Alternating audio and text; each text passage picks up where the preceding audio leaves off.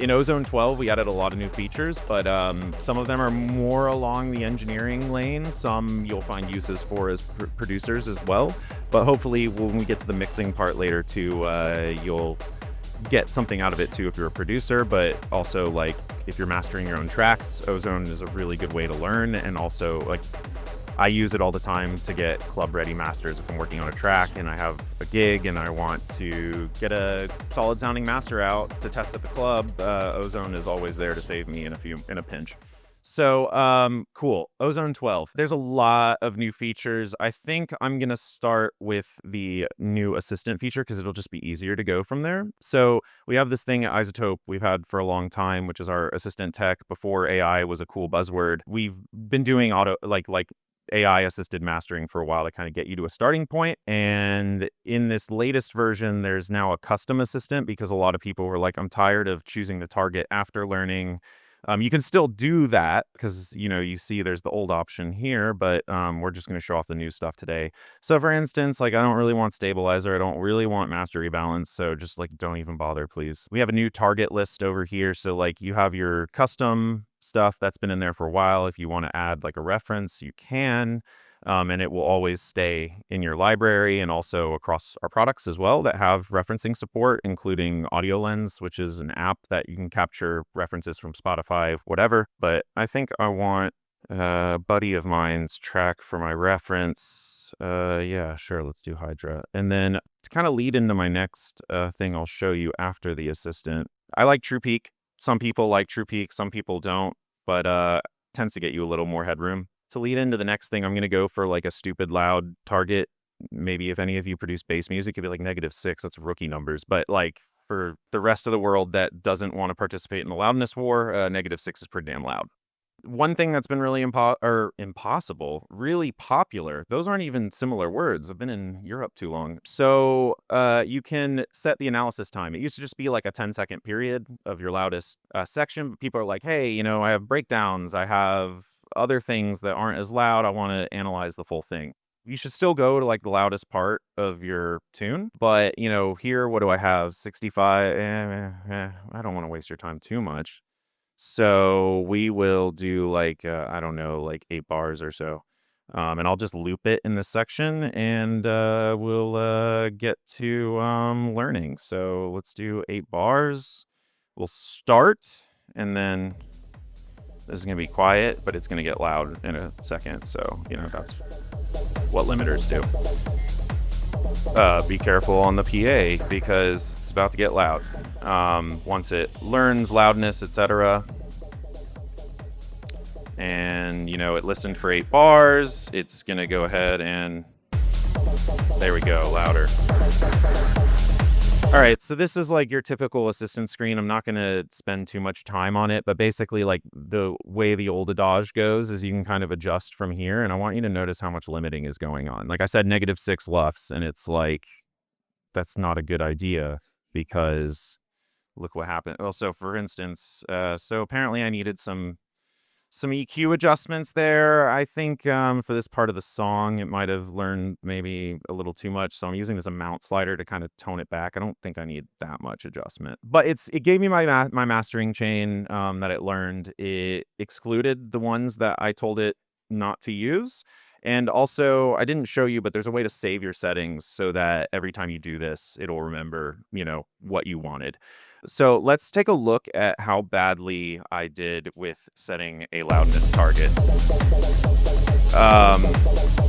That's bad, right? You don't need to be a mastering engineer to know that that's way too much limiting. What's being shown here is your gain reduction. And I'll look at all that stuff getting cut off. And you can use the delta button and you can hear it. That's all stuff that is no longer in my song once I've, set the limiter. So you're going to be like, okay, Corey, that's fine. Like, you suck at mastering. We get it. But I'm here to tell you that actually I can fix this pretty quickly because my favorite, I'm like basically leading with my favorite new feature in Ozone 12. And it's like a little bit subtle, but it's IRC is intelligent release control. It's a super sick system we have and a lot of different modes for it. IRC 4 was the latest, but they're all useful for their cases. But they've always been single band, meaning that it's just setting the same like, threshold for everything in your frequency space. But my low end, I mean, this is a techno track, a remix I did, and I don't. I think the low end needs to be treated a little differently. So we have IRC 5. So all that gain reduction, and then I'm going to go to IRC 5, and now I can push it more if I want. And that's because the low end and the rest is getting taken care of separately and intelligently. And now we can push it to about -6 and not worry about too much loss. So I love this thing.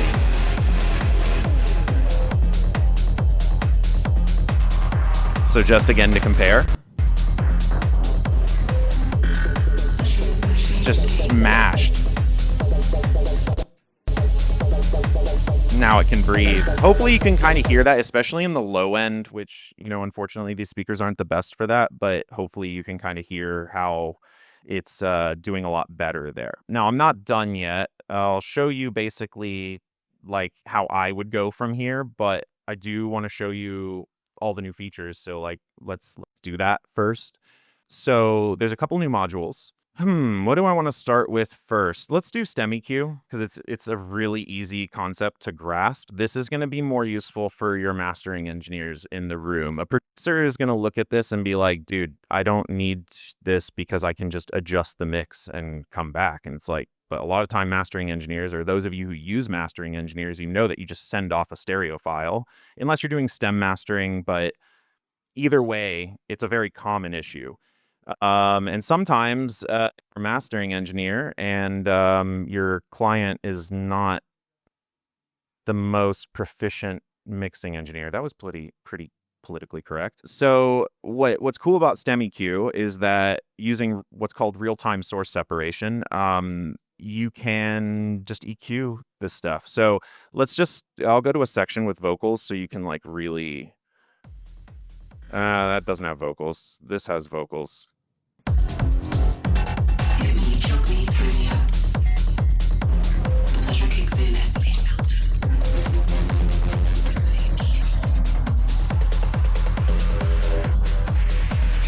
So you can see, like, obviously I can EQ the vocals even though it's just a stereo file. I don't have any stems here, right? I'm not hiding anything. It's just, it's doing that. It's magic, right? So yeah, I mean, in a more realistic move, like maybe your highs on the vocal are too much.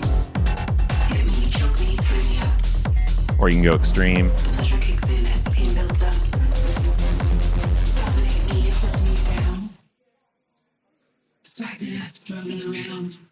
Like there's some artifacts, it's real time, you can't get too spoiled, but like I'd say pretty damn good. I mean, and it's not going to be very noticeable in a master. I mean, you can also, I mean, if you really wanted to, you're like, you know what, I'm going to make an acapella mix of this.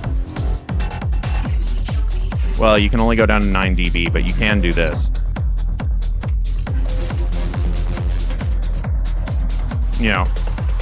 Wouldn't recommend doing that with this tool, but just so you see how it works. I could also, EQ the drums a little bit. Maybe I want more low end.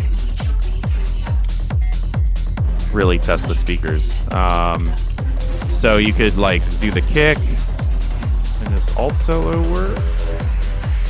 No. But I can do this. And that's the delta.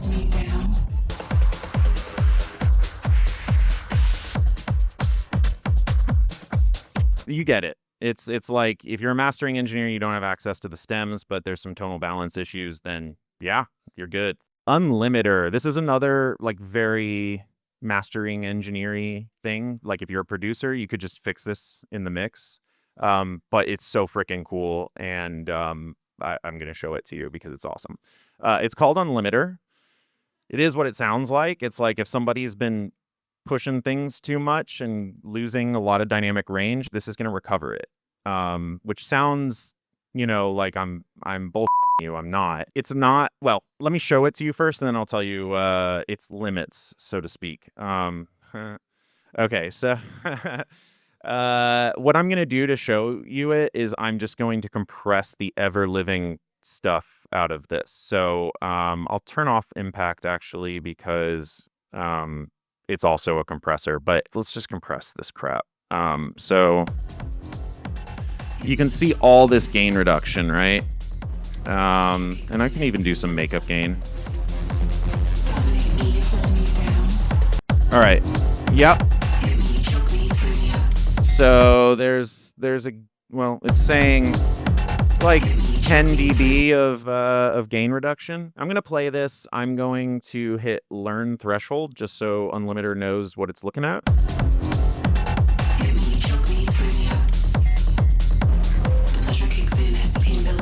Woo! Okay, now watch this.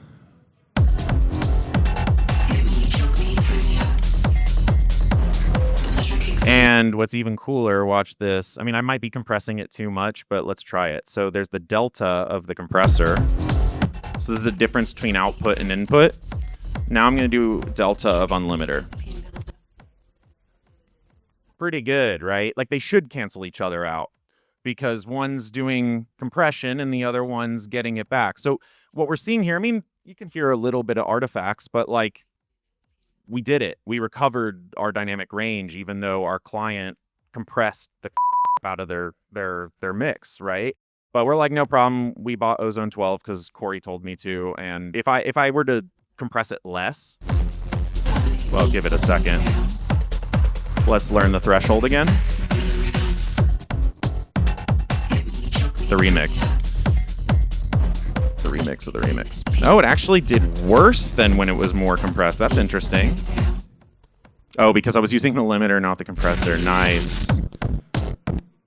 There we go.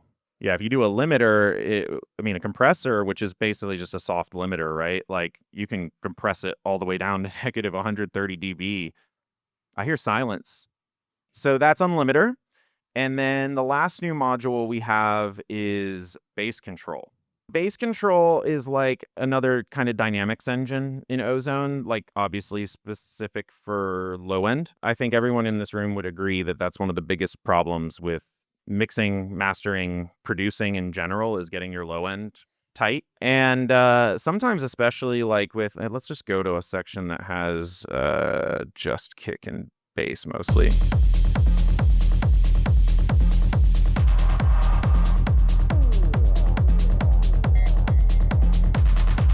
Okay, so there's a cutoff frequency here. Now you got your split. And if I solo that, so actually, to give myself some credit, I did a decent job with this kick and bass. Like sometimes what you see is, and there's a zoom function, so let's just crank that up. So occasionally what you see, like especially in techno and house, is you see the kick drum and then an immediate drop off when the bass is coming in. It's not hitting as hard as the kick. And you're like, man, I really wish there was a way to just like level them out so that you get this nice flat kind of low end response. Well, basically what we're going to do here is, okay, so also there's a balance and a punch meter. This is like, I don't know if any of y'all have ever used tonal balance control by iZotope, but if you haven't, it's okay. This meter down here that I'm standing in front of that you can't see, but now hopefully you can. Let me just, this is a big enough screen. I don't need to show off our resizing, even though we're very proud of it as developers. And then it just resized again. Okay, cool. We can all still see this, right? Yeah. Okay, so this punch meter, it's like the left is like the brick wall is like super compressed, and then this is more dynamic range. So it's kind of showing you what's called a crest factor. Basically like, are you in the range of like nice dynamic range versus brick wall? But it also, you don't have to trust it. Like it's like use your ears at the end of the day, but like that's like kind of like if you're going for a top 40s kind of target, you know, there you go. And you can use the punch knob to, you know, now it's gonna have a lot more dynamics. That thing went up, or I can just do this and compress the living stuff out of it. I'm using that phrase a lot today, and now it goes more to the left. I'm actually quite happy. I don't I don't need to fix that. And then that's just applying some transient processing, like a transient shaper kind of, to your low end. And then balance is just increasing the gain to tell you like if your low end is in like reasonable range of your target or not. I mean, just in my personal view, I don't use that as much just because I can fix those things in the mix. But sometimes I don't want to go back into the mix and fix like just some tiny differences between the kick and bass. So like this threshold for sustain power. What sustain power is going to do is it's what for those of you who like the more techie talk, it's kind of an upwards compressor. So it's basically like anything below that threshold is going to be increased in gain, kind of the opposite of what you think of with a normal compressor, where if something's above the threshold, it goes down, right? So I'm going to set the threshold here like right around where my bass is, but the kick transient isn't. You see how the kick transient is above it, but the bass is kind of below. And just crank this thing up. And actually, I am going to raise the threshold a little bit. I mean, that's a brick wall, right? And that sounds like a gabber kick. So yeah, that's really cool. And then you also have peak control. Oh, let's actually not just solo the low end. I mean, it's nice to see that. And that's going to be really hot. Right. Versus... You can also make it like dirtier. Now it's really brick wally, right? Or clean. Those dirty clean controls, hard knee versus soft knee, is you can think about it. Like if you know clippers, right? It's like a hard clipper versus a soft clipper, which is exactly what this peak control is. Wow. It's almost like I set myself up for it. So I do want to clip the transients a little bit.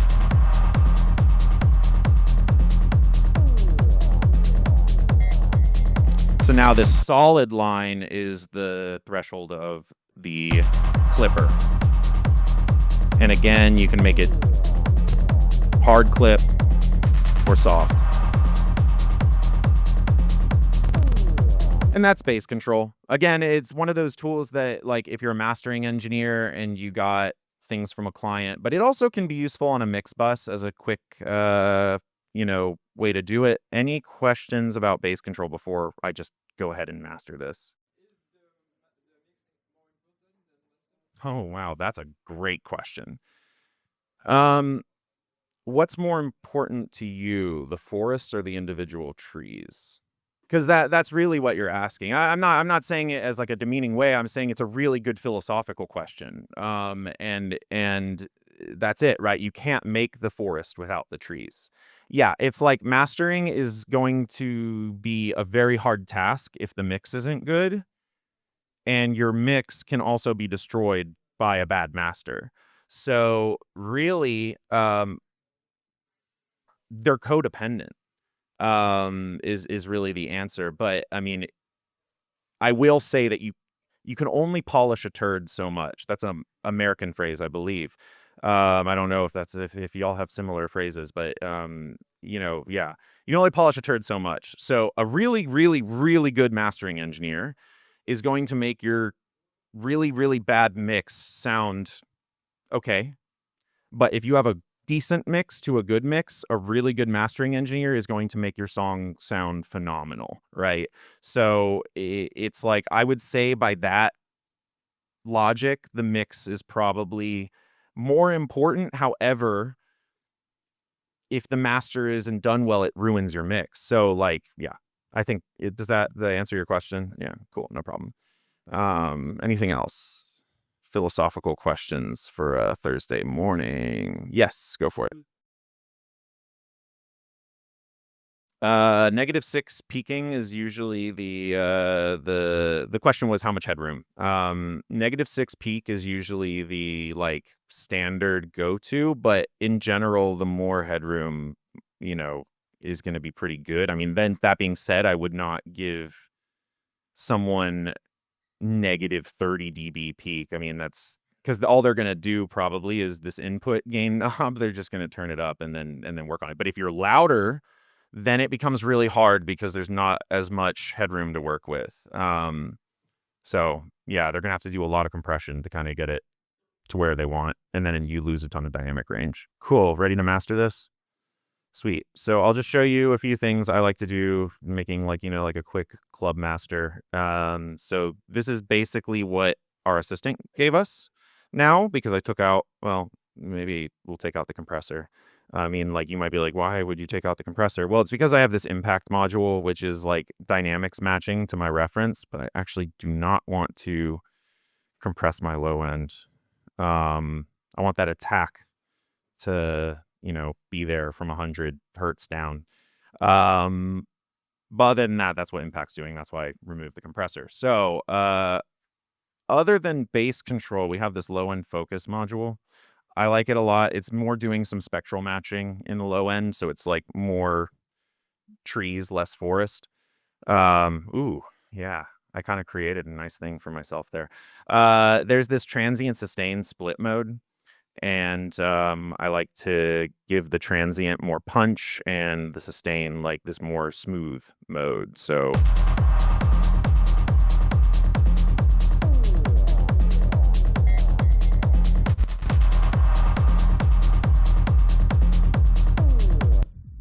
that's what it's doing. Small things, but in general, it tends to do a pretty good job.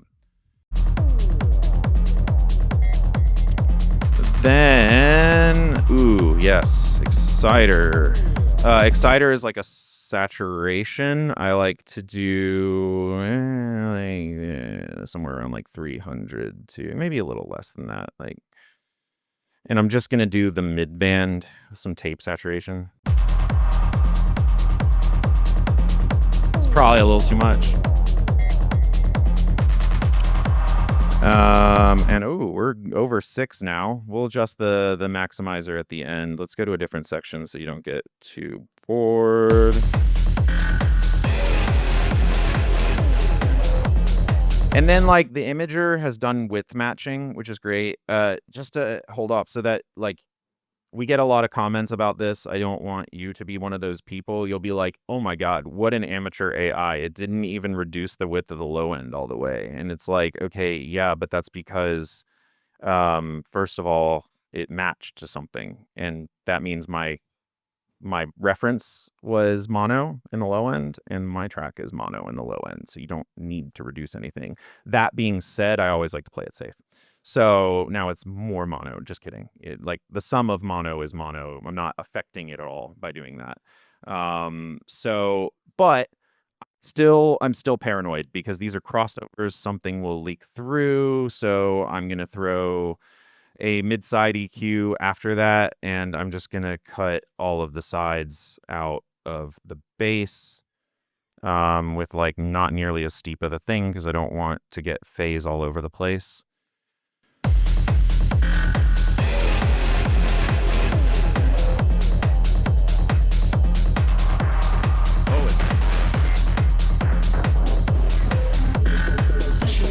Do y'all hear a difference when I click the mono button? I can't tell from back here. Okay, cool. So it's in mono. So it doesn't matter. Everything's in mono anyways. Yeah, if we were in a stereo setup, then you would hear a cleaner low end because it's more in the center now. Just trust me, bro. Okay, so cool. What else do I want to do? Sometimes I'll go with stabilizer. It's like kind of like a target spectral match, but I'm really wanting to get to mixing. So let's hear how we did. Let me look at my maximizer real quick just to see everything we didn't affect things too much. There's an upward compress in maximizer. I don't want it. It's like if you have really dynamic stuff and there's like a break or something that's really low and you want to bring it up a little bit, that's what upward compress is for. So that you maintain kind of from both ends, both from the top and the bottom, a more consistent thing. I kind of like my breaks to be as quiet as they are because that means the drops hit that much harder. So depends on what kind of music you're making. But for dance music, unless like your break is really quiet, nah. So yeah, we're clipping a decent bit. I also don't need to be at 5 LUFS. Like volume knobs exist. So and also when like the vocals are in. Ah, that's where we are. It's like I've made this song or something.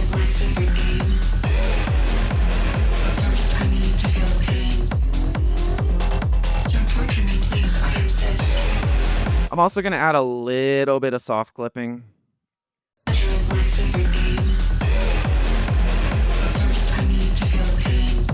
So you can hear like the pain, like those like sibilants are peaking it a little bit, but I'm pretty happy with that. And it's also at like -6, and I don't really want to be any louder than that. So yeah, that's good enough for the club. So there's this gain match feature, which will basically allow me to bypass, and then you can hear what we've done. Obviously, since this is mono, you won't hear the stereo image changes, but at least you'll hear the tonal balance and dynamic range stuff. So when I hit bypass over here, it's going to maintain the same volume, but it's basically like behind the scenes, we're just increasing the volume so that you could hear what it would sound like without Ozone.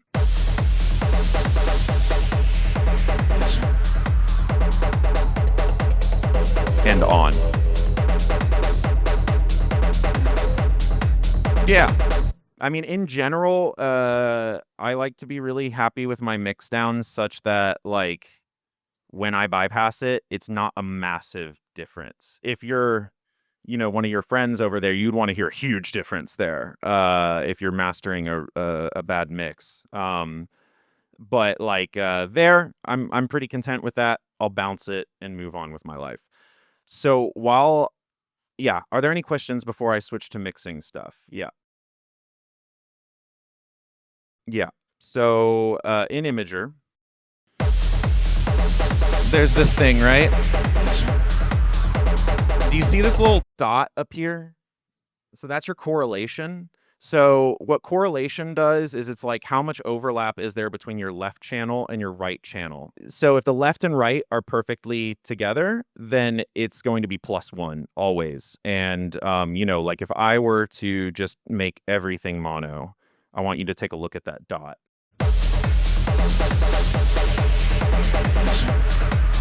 So not only is that +1, but there was a straight line here, meaning that there's nothing going out the left and right that are different from each other. And that's actually what mid versus side is. Mid is where left plus right over 2 equals 1, and side is where left plus right over 2 is not equal to 1. A little bit of math for you. But in general, you're not going to be doing that. You're not going to be making everything mono because you need it to sound good on Spotify, Apple Music, the radio, whatever. But if you're generally around +1, you're club ready. Like, but also if you want to know just the low end, you can solo the low end. And you can see it's great. Well, if by great I mean mono. But in dance music, it tends to be a rule of thumb to make sure your low end is mono because of like clubs. You can choose whether or not to follow that rule. I mean, is it a good rule to follow in general? Yeah, unless the creative idea you have calls for something different. Sometimes you do want some stereo in the low end, and that's fine as long as it sounds good to you. And when you collapse it to mono using this button, it doesn't sound like you're losing too much, then great. You also might be like, hey, Corey, what's this pretty little pattern here? That's the dithering. That's fun. So if I turn dither off, wow. Dithering injects a little bit of noise. I don't want to talk too much about dithering because it gets really scientific real quick. I mean, I do, but I don't because time. But yeah, that's what that is. So anyways, from here, I would export. I'd be fine with that for the club. I want to do one mixing thing to show off Neutron a little bit and maybe some effects EQ in the last 20 minutes. So while that's loading, yeah, go for it. Yeah, depending on who you ask, it's going to be different. Just it's a creative field, just like producing, right? So like mastering engineers have their own creative decisions they make. However, if you have Ozone 9, there is the master assistant, like one of the first iterations of it. Like it's in like the top bar, it says master assistant. It'll give you a suggested order. And that order is based off of talking to mastering engineers and like getting the most common chains. And it does the same thing in the new ozone where it kind of chooses an order for you. That's a recommended setting. You can always change things up and see, but that's like if you think of oh God, I always go back to math. If you think of a bell curve, that's like the top of the bell curve. But like over here are like these mastering engineers, like the Messi and Ronaldo of mastering, as I referred to them earlier. They're going to have their own custom way of doing things. You know, yeah. Yes, of course. Personally, I would use a clipper over that. And actually, what I'm about to show you a little bit of with the mixing is a lot of times I have a clipper at the end of my chain. And so, like on my buses, I'll have a soft clipper, and that's already going to catch transients. And so I don't even worry about it.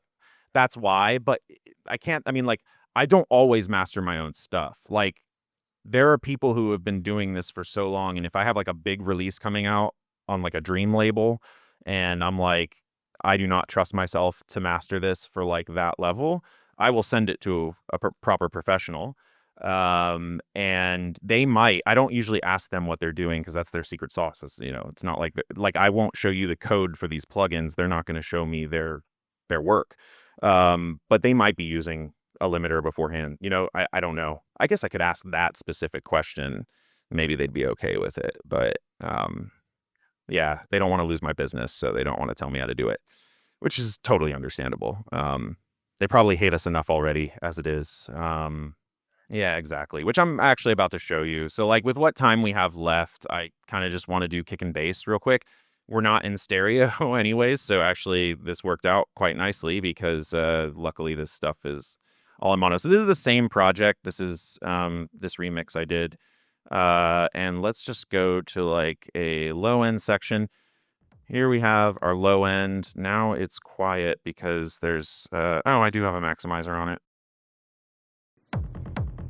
Yeah, but it can be louder, huh? Oh, here.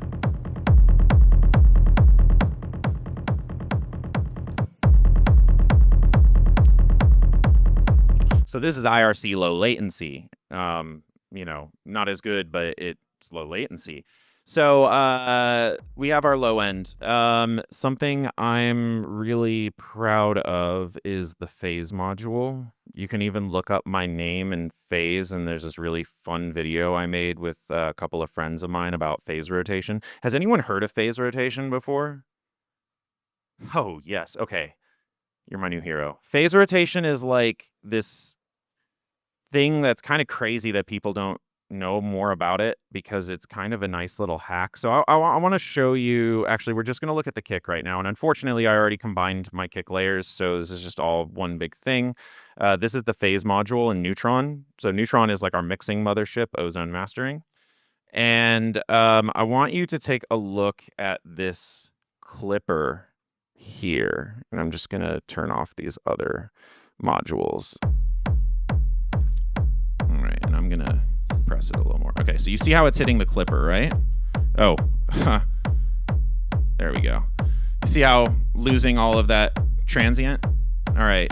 Now what I'm going to do is I'm going to, actually, this might be a better thing to show when I've done all of it. So keep that in mind, how that is clipping. And actually, let's just go ahead and with the bass, I'm going to reset everything. And I want you to look again at this clipper. Oh, no, not that. This. There we go. Lots of clipping going on. You can even do it with the delta. That's what I'm losing. All right, so there's something called asymmetry, which is like when the speaker goes out more than it goes in, or you look at the waveform and you see, for instance, this bass is super asymmetric. It goes down more than it goes up, right? And the kick drum has a little bit of that too. So I'm gonna click this learn, and phase rotation, I'm just muting real quick so I can talk. Phase rotation is gonna make it more symmetric. And you might be like, Corey, why does that matter? Well, It's because it's going to give you a lot more headroom, right? If you shift something like a DC offset, right? If it's like way more up than it is down, you're hitting the compressor threshold or your clipper threshold more often than you really need to. The other thing it can do though is it can also do phase delay and align it with the kick drum. And this is why I wanted to make this tool mostly, because like I got tired of having to like manually sort of line kick and bass up so there's less destructive interference. So for instance, now in the phase module for the bass layer or for the sub bass layer, which one is this? Okay, yeah. You can see the bass in gray and the kick in purple. It's not terrible right now. Like, I mean, like ideally you want to line up the peaks. You're not always going to be able to do that, especially if your bass channel is changing 2 minutes. 2 minutes? I thought I had 10. Okay, well, in that case, let's just do this real quick. So I'm going to talk real quick. We're going to look at the combined waveform. We're going to press learn, and we're going to line up our kick and bass, easy peasy. You can also see it's kind of asymmetric there too. And then we're going to rotate. And actually, I didn't need a delay because I'm already good. Great, cool. We can move on. And I will get to the punchline. So now I want to line up my second bass layer with the first bass layer. You can see they're kind of out of whack, and rotate the phase. There we go. And great. It's going to sound better. Trust me, bro. It's going to sound more aligned, but more importantly, we gained so much more headroom. I don't know if you remember, but it was like all... here, I can just bypass them real quick. So if I bypass all these phase modules, so much clipping. Just remember how many peaks there are there in terms they're getting clipped off.